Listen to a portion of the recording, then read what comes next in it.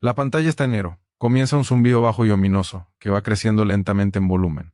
Es el sonido de 1000 hombres tarareando una sola nota, profunda. Luego se suma el agudo y rítmico clan. Clan, clan de metal golpeando madera. Suena como un latido monstruoso y metálico. Escucha ese sonido. Es el sonido de 500 hachas golpeando contra 500 escudos. Es un sonido que en otro tiempo retumbó sobre el agua e hizo que 50.000 soldados abandonaran sus puestos. Es el sonido del miedo al encontrar una voz. En el año 1038 este sonido fue el preludio de una invasión que debería haber sido imposible. Una fuerza diminuta de mercenarios nórdicos, luchando por un antiguo imperio, desembarcó en las costas de Sicilia para enfrentarse a un enemigo que lo superaba en número 100 a 1.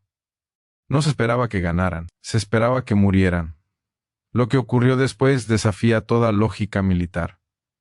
Fortalezas que habían resistido durante siglos fueron abandonadas de la noche a la mañana. Comandantes veteranos, que se habían enfrentado a ejércitos enteros, se dieron la vuelta y huyeron ante el mero rumor de su llegada. Una civilización entera en la cumbre de su poder fue llevada a la rodilla por un puñado de guerreros que parecían más monstruos que hombres.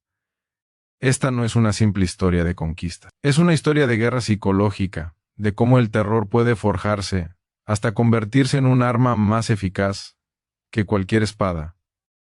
Estás a punto de presenciar cómo un futuro rey de Noruega ganó su fortuna en sangre. Cómo el mayor general de un imperio orquestó una campaña de brutalidad perfecta y calculada, y cómo todo fue deshecho, no por un ejército enemigo, sino por un único acto de traición susurrado a 2000 millas de distancia. ¿Cómo haces que un ejército olvide cómo luchar?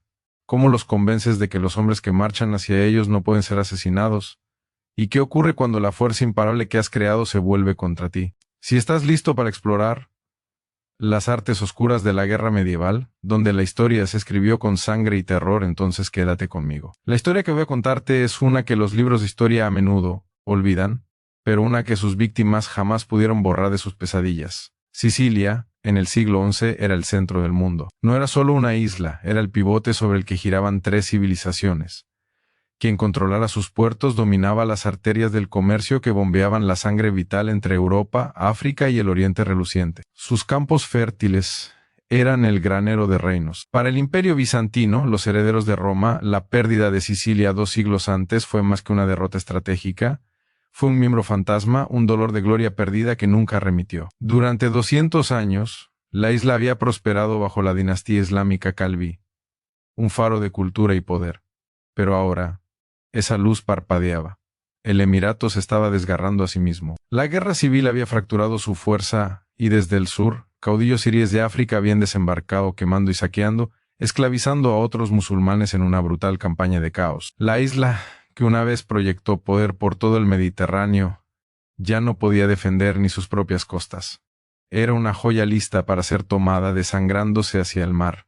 En este torbellino entran los gigantes de nuestra historia. El primero es un hombre que era un gigante, tanto en verdad como en reputación, Jorge Maniases, en una época en la que el hombre promedio tenía suerte si superaba el 1,65 m, Maniases se alzaba por encima de todos. Un coloso cuyo talento táctico era tan afilado como acero valirio. Nunca había perdido una batalla. Su nombre era un coco, susurrado por madres árabes para asustar a los niños rebeldes y hacerlos callar. Su genio para la guerra solo era igualado por una capacidad de brutalidad escalofriante. Cuando Maniases conquistaba una ciudad, los supervivientes eran pocos y la lección era absoluta. El segundo es un príncipe en el exilio, un joven de 23 años con hielo en los ojos y hambre de corona. Harald Sigurdsson, más tarde conocido por la historia como Hardrada, el gobernante duro. Las sagas nórdicas lo pintarían como un héroe, pero la verdad era mucho más oscura. Era un fugitivo que había huido de Noruega tras una rebelión fallida que mató a su medio hermano. Ahora servía en la unidad más selecta del emperador bizantino, la Guardia Varega. No luchaba por honor.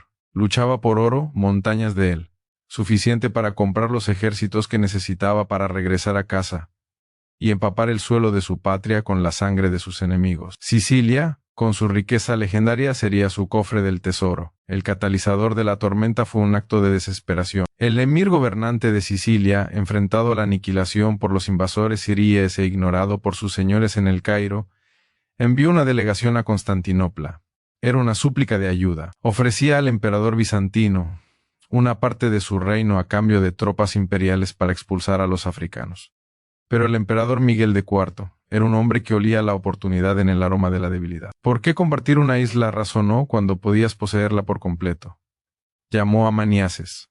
La orden no era ayudar al emir, sino aniquilarlo. Debía ser una reconquista total. El emir, en su desesperación, no había invitado a un aliado, había abierto la jaula de un león.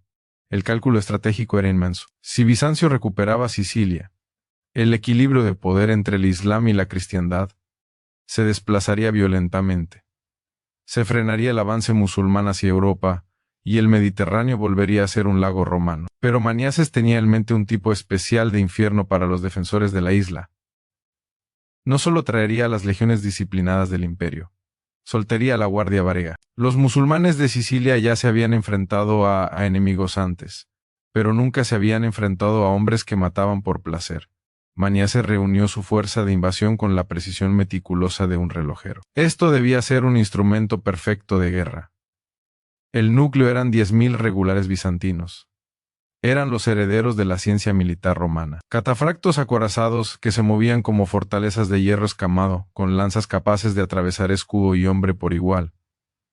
Arqueros a caballo que podían disparar una docena de flechas por minuto al galope. Infantería adiestrada en formaciones tan antiguas que habían enfrentado a Aníbal. No eran reclutas, eran soldados de carrera y su oficio era la muerte. Luego venían 5.000 jinetes lombardos del sur de Italia, dirigidos por un aventurero normando despiadado, Guillermo de Hauteville, un hombre que un día sería conocido como Brazo de Hierro. Eran descendientes de vikingos asentados en Francia, una nueva raza de guerreros que había fusionado la ferocidad nórdica con la disciplina franca. Traían con ellos una táctica que más tarde haría añicos a los ejércitos de Inglaterra en Hastings, la carga de caballería devastadora de todo o nada, pero la punta de lanza, el elemento que trascendía la ciencia militar y entraba en el terreno de la mitología, era la guardia varega. Solo 500 noruegos. Cada uno era un noble, un príncipe exiliado o un segundo hijo, sin herencia salvo su propia fuerza. Llegaban a la ciudad dorada de Constantinopla para buscar su fortuna, jurando un juramento de sangre al emperador, a cambio de un rescate digno de reyes en oro y seda. Ofrecían una ferocidad inigualable. Harald Hardrada mandaba a su séquito personal dentro de la guardia, hombres que lo habían seguido desde la oscuridad helada del norte. Eran un espectáculo aterrador, el cabello trenzado con oro bizantino, los escudos pintados de un negro austero y amenazante. Su arma principal era la gran hacha danesa, una hoja de 10 libras en un astil de 1,5 metros, un instrumento capaz de partir la cabeza de un caballo, o abrir a un hombre con casco desde la coronilla hasta la ingle. El sonido que hacían al marchar, el choque rítmico de esas hachas contra su cota de malla, era el sonido del destino acercándose. La flota de invasión en sí misma era una maravilla logística. 300 barcos, desde dromones de proa con espolón de bronce armados con el legendario fuego griego, hasta pesados transportes requisados por todo el imperio. Los preparativos fueron descomunales. Mucho antes de que el primer barco zarpase, Maniaces ya había iniciado su verdadero asalto, una campaña de terror psicológico. Agentes bizantinos, disfrazados de mercaderes y viajeros, se extendieron por Sicilia. Difundieron relatos cuidadosamente elaborados para inspirar el máximo miedo. Hablaban de atrocidades varegas en las guerras contra los árabes en Siria, de cómo construían pirámides con los cráneos de sus enemigos, de cómo seguían luchando con heridas horribles, con una rabia que los hacía inmunes al dolor. Susurraban que los noruegos bebían sangre y comían carne, la mayoría eran mentiras, pero estaban sazonadas con la suficiente verdad como para resultar creíbles. Para cuando la flota se reunió, una ola de miedo primitivo ya barría la isla. En septiembre de 1038 la flota cruzó el estrecho de Mesina. Cuando los 300 barcos aparecieron en el horizonte, dispuestos en un creciente perfecto y amenazador, el comandante musulmán en las murallas de Mesina sintió que se le helaba la sangre. No era el número de barcos lo que le golpeó con terror, era el sonido que llegaba a través de las olas, el zumbido profundo, unificado e inhumano del canto de guerra varego, puntuado por el estruendo rítmico de sus hachas golpeando contra sus escudos. El latido del apocalipsis. Encontró oposición. La guarnición de Mesina, que se suponía debía disputar la cabeza de playa, ya se había desvanecido en las colinas. La campaña había comenzado. La primera prueba de fuego ocurrió apenas horas después del desembarco. Una fuerza de 2.000 jinetes musulmanes de élite, el orgullo del emirato, localizó a un contingente de varegos. Eran 300, atrapados a pie en campo abierto. Confiado en su número y movilidad, el comandante musulmán ordenó una carga total. Se suponía que sería una masacre. Se convirtió en una demostración. Los noruegos no vacilaron, no corrieron. Encajaron los escudos, clavaron los pies y se convirtieron en un muro de madera, hierro y músculo. Era el muro de escudos de sus antepasados, pero refinado por la disciplina bizantina en algo mucho más aterrador. Era una barrera inmóvil e interconectada. La carga de caballería, una fuerza capaz de romper líneas de infantería, se estrelló contra él y se quebró. Los caballos chillaron, encabritándose en pánico, negándose a embestir contra el muro de cabezas de hacha relucientes y ojos imperturbables.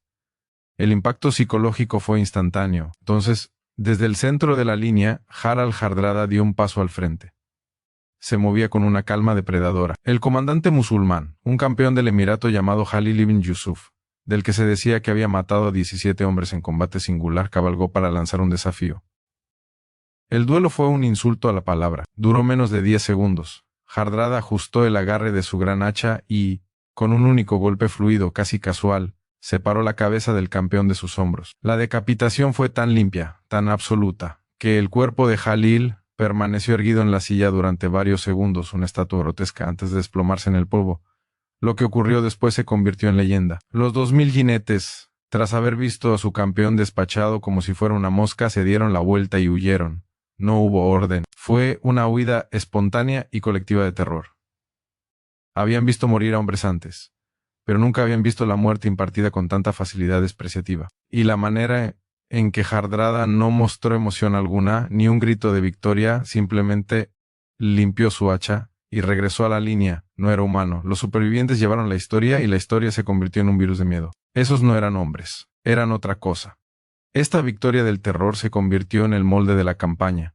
Maniaces avanzó a una velocidad que desafiaba la convención militar. Fortalezas que eran maravillas de ingeniería, diseñadas para resistir durante meses, se rindieron sin luchar. La guarnición de Rometa, una fortaleza en un acantilado y considerada inexpugnable, vio a la vanguardia varega aproximarse desde kilómetros. Observaron los escudos negros y las hachas relucientes, oyeron el eco lejano de los cantos de muerte en el viento, y huyeron. Dejaron las puertas abiertas, las armas apiladas y las comidas aún calientes sobre las mesas. Maniaces refinó su guerra psicológica hasta convertirla en una ciencia. Su caballería ligera de arqueros bizantinos aparecía primero, hostigando a los defensores y sembrando inquietud. Luego venía la pesada caballería lombarda, con sus cargas masivas, como un espectáculo a terror.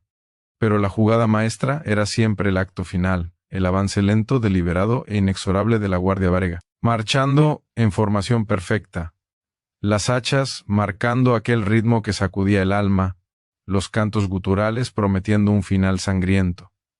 En cada ciudad capturada, Maniaces instauró un protocolo sombrío. El comandante de la guarnición era ejecutado siempre en la plaza principal, siempre de un solo golpe de un hacha varega, pero entonces se liberaba un hombre, por lo general el soldado más joven. Su tarea era llevar un mensaje. Diles que Maniaces viene. Diles que los varegos tienen hambre. Diles que resistir es muerte, pero huir está permitido. Fue un golpe de genio. Ofrecía una salida, convirtiendo la huida no en cobardía, sino en prudencia. Convertía la resistencia no en valentía, sino en suicidio. En 10 días se conquistó más Sicilia que en los 10 años anteriores de guerra. La última resistencia debía ser en Siracusa. Allí, el emir había reunido a 15.000 de sus mejores tropas restantes tras murallas griegas antiguas de 40 pies de altura. Fortificaciones que habían repelido invasores durante 2 milenios. Eso creía. Sería la roca contra la que finalmente se rompería la ola bizantina. Maniaces estudió las defensas, su mente como un frío calculador de muerte y geometría. Un asedio convencional costaría miles de vidas. Pero entonces, Harald Hardrada y sus capitanes fueron a la tienda del general. Su petición era una locura. Querían tomar la ciudad solos. 500 de ellos contra 15.000 tras murallas inexpugnables. Querían hacerlo esa misma noche. Danos una noche, dijo Harald, su griego áspero, pero su intención clara. Si fracasamos, pierde solo varegos. Si tenemos éxito, Siracusa es tuya al amanecer. Era un acto de audacia suprema, casi insensata. Maniaces, al reconocer el instinto depredador en los ojos de Hardrada, aceptó. Cuando cayó la oscuridad total, 500 sombras se desprendieron del campamento bizantino. Habían ennegrecido sus cotas con hollín y envuelto sus armas en tela. Moviéndose en pequeños equipos silenciosos, llegaron a la base de las murallas sin ser detectados.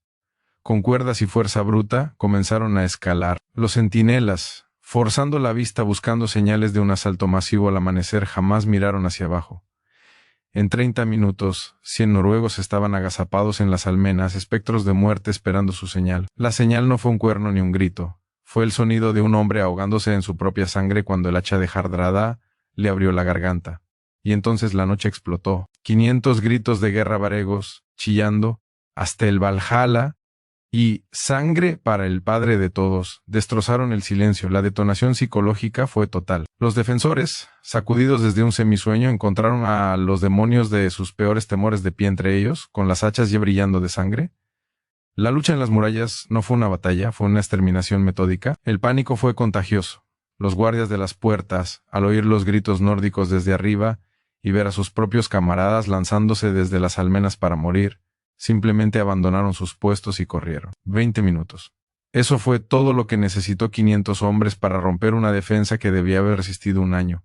Al amanecer, Maniaces condujo a su atónito ejército a través de puertas que habían sido abiertas de par en par. La ciudad se había derrumbado desde dentro. Hallaron al emir escondido en una cisterna de agua, temblando. Los tesoros del palacio, que contenían la riqueza acumulada durante 2 siglos, fueron capturados intactos. Los varegos, ahora desatados, cazaron a los defensores que huían por las calles y los olivares, con su sed de sangre creciendo hasta que el propio Maniaces cabalgó y ordenó el alto. Siracusa, la joya de la Sicilia musulmana, había caído en una sola noche. El mito de la invencibilidad varega ya no era un mito, era el evangelio.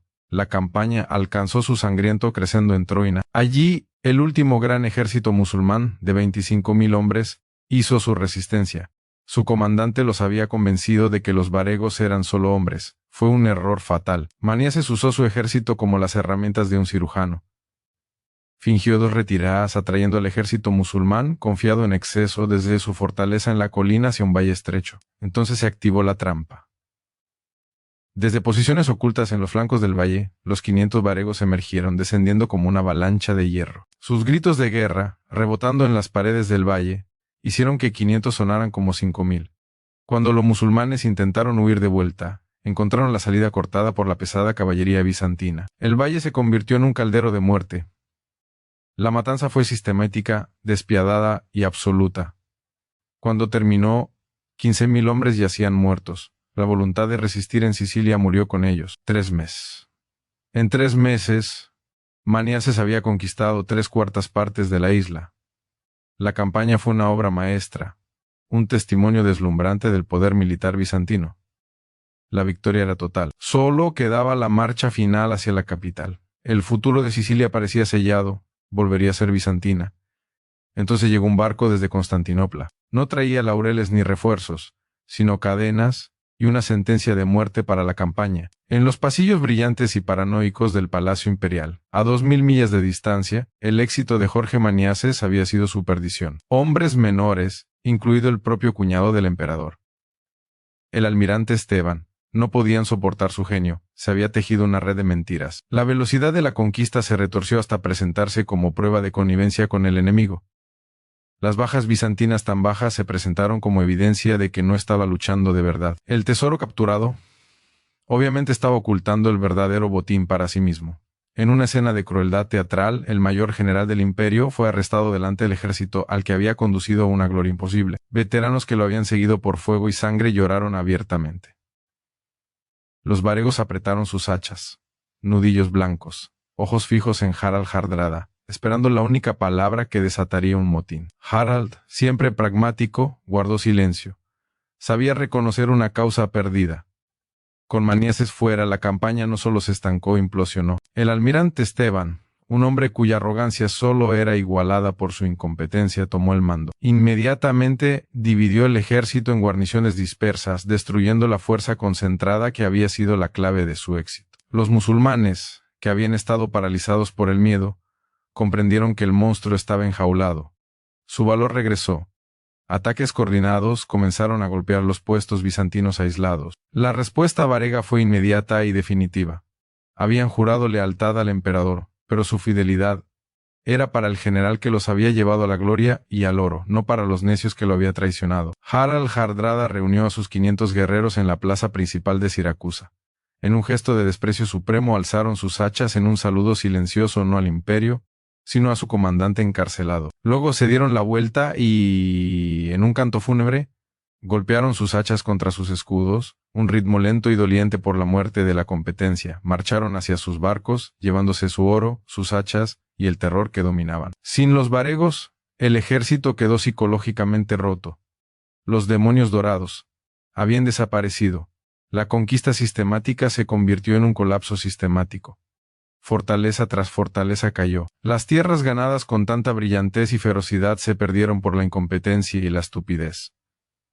La campaña militar más exitosa de una generación había terminado, no con una explosión sino con el gemido de la intriga política. La ironía es descomunal. Sicilia acabaría siendo conquistada por los normandos, liderados por el mismo Guillermo de Hauteville que había cabalgado con Maniaces, usando las mismas tácticas que había aprendido del maestro bizantino. Harald Hardrada usó el oro siciliano para tomar el trono de Noruega, reinando durante 20 años antes de que su destino lo llevara a Stamford Bridge en 1066, donde cayó el último gran rey vikingo, poniendo fin a una era. La campaña bizantina de 1038 permanece como un fantasma en las páginas de la historia. Una visión tentadora de lo que podría haber sido, demostró que el imperio en su apogeo podía crear una fuerza militar de poder imparable. Pero también expuso su enfermedad fatal e incurable, el enemigo interno. El imperio temía a sus propios generales exitosos más de lo que temía a cualquier ejército extranjero. Las hachas que habían conquistado una isla no pudieron cortar el papeleo de los celos. Y así, una victoria que podría haber cambiado el mundo fue dejada para pudrirse bajo el sol siciliano, un monumento a la verdad atemporal de que los mayores imperios no son conquistados, se suicidan. ¿Qué victoria en tu propia vida has visto desperdiciada por miedo o celos? Los nombres y los siglos cambian, pero la historia sigue siendo la misma.